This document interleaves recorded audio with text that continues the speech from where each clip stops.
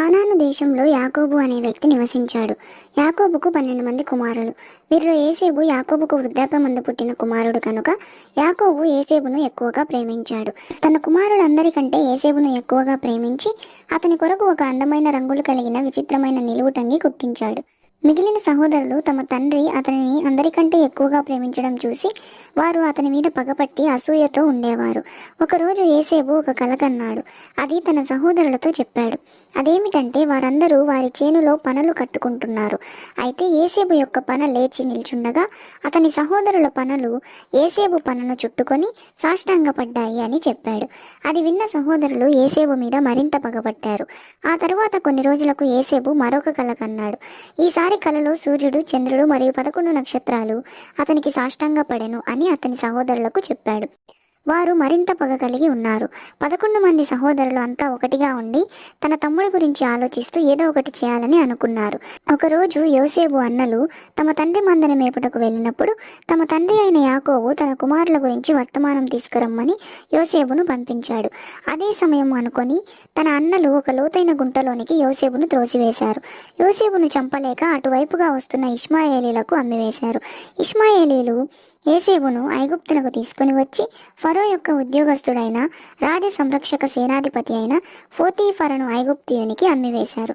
యెహోవా యోసేబునకు తోడై ఉండెను కనుక అతను ఐగుప్తిని ఎంట వర్ధిల్లుచూ ఉండెను. విధేయత మరియు దేవుని యందు భయభక్తులు కలిగిన యోసేబును పోతీఫరు గమనించి అతని ఇంటి అంతటి మీద అధికారిగా నియమించాడు.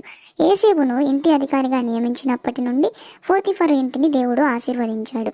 ఏసేబు చాలా అందమైన వాడిగా, సౌందర్యవంతుడిగా ఉండేవాడు. అతన్ని చూసిన పోతీఫరు భార్య అతనికి ఆకర్షితురాలైంది. కానీ యోసేపు అతని యజమానికిని దేవునికిని నిజాయితీపరుడుగా భయభక్తులు కలిగి ఉండడం వలన ఆమెను నిరాకరించాడు. అతని తిరస్కరణతో పోతీఫరు భార్య చాలా కోపంగా యోసేపు ఆమెపై దాడి చేశాడని తప్పుగా పోతీఫరుకు ఆరోపించింది. అది విన్న పోతీఫరు యోసేపును చెరసాలలో వేయించాడు. అయితే యెహోవా యోసేపుకు తోడై ఉన్నాడు కనుక ఆ చెరసాల యొక్క అధిపతికి యోసేపు పట్ల జాలిని కలిగించాడు.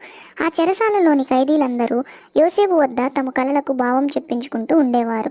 అదే చెరసాలలో పోతీఫరు యొక్క వంటవాడు, ద్రాక్షరసం చేసేవాడు కూడా తప్పు వలన చెరసాలలో ఉన్నారు. వారు కూడా యోసేపుతో తమ కలలకు భావం చెప్పించుకునేవారు. వారు ఒకరోజు విడుదల అయినప్పుడు నన్ను కూడా జ్ఞాపకం చేసుకునడి అని యోసేపు వారితో అన్నాడు.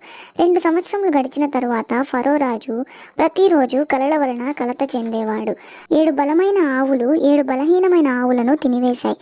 అలాగే 7 ఆరోగ్యవంతమైన ధాన్యపు మొక్కలు 7 బలహీనమైన ధాన్యపు మొక్కలను తినివేసినట్టుగా కలకన్నాడు. వాటి భావం కొరకు ఆలోచిస్తున్నప్పుడు రాజు యొక్క పానదాయకుడు యోసేపును గుర్తు చేసుకుని అతని గురించి ఫరోకి చెప్తాడు. ఫరో యోసేపును అతని వద్దకు పిలిపించుకున్నాడు. దేవుని యొక్క జ్ఞానం వలన యోసేపు ఆ కలల భావమును ఈ విధంగా చెప్పాడు. 7 బలమైన ఆవులు అనగా 7 మంచి సంవత్సరములు, మరియు బలహీనమైన ఆ 7 ఆవులు చెడ్డ సంవత్సరములు.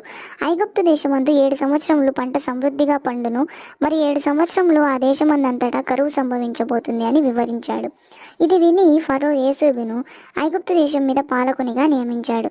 యోసేపు 7 సంవత్సరములు సమృద్ధిగా పంట పండిన తరువాత పంట అంతటినీ సమకూర్చి నిల్వబెట్టాడు. ఆ తరువాత కరువు సంవత్సరములు ప్రారంభమయ్యాయి. అవి ఐగుప్తు దేశంలోనే కాక చుట్టూ ఉన్న చిన్న ఊర్లను మరియు కానానును కూడా సంభవించింది.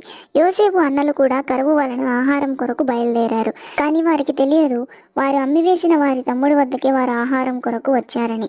అయితే యోసేపు వారిని గుర్తుపట్టాడు. అతని సహోదరులు ఇప్పటికైనా మారారా అని యోసేపు పరీక్షించాలి అనుకున్నాడు కనుక వారికి కనిపించకుండా ఒక చోటు నుండి వారిని కనిపెట్టి చివరికి వారికి కనిపించాడు. అతని సహోదరులు వెంటనే తమ తమ్ముని పాదాలపై పడి క్షమించమని అడిగారు.